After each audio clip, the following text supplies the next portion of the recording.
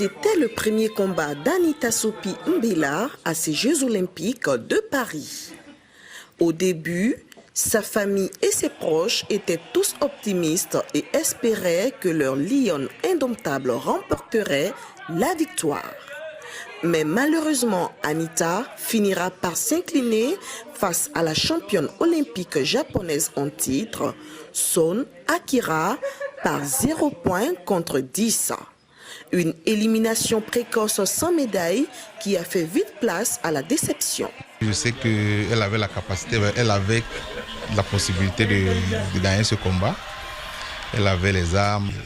Notre championne était bien dans son combat, sauf qu'en face d'elle, elle a rencontré quelqu'un d'expérimenté. Nous sommes un peu tristes, mais le meilleur reste à venir. Nous attendons. Dans 4 ans, elle pourra faire mieux et peut-être avoir une médaille olympique.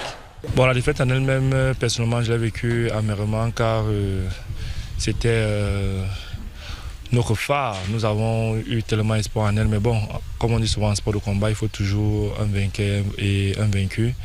Elle a eu à se battre, elle a donné tout ce qu'elle avait, mais bon, ça n'a pas été son jour et on espère que à la prochaine séance, elle va faire une meilleure performance. Monsieur Nton, mari de la championne Rachel Anita Sopi Mbela, est aussi pratiquant de judo. Il fait partie de ceux qui ont initié la championne à la pratique du judo. Aujourd'hui, il se dit fier de voir sa femme participer aux Jeux Olympiques de Paris. Nous faisons partie de ceux qui l'ont initié au judo. Et moi, étant déjà pratiquant de judo, ce n'est pas un problème. Maintenant, elle a pu rallier sport et ménage. Et il y a un bon équilibre. Nous ne pouvons être que fiers d'elle. Anita Sopi Mbela est actuellement championne d'Afrique dans la catégorie de plus de 78 kilos et 4e au classement mondial en juin 2024. Elle a obtenu 4 médailles en or depuis le début de l'année.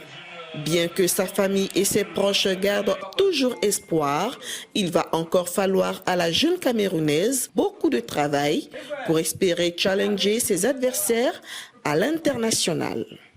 Christina Niaouré, CGTN français.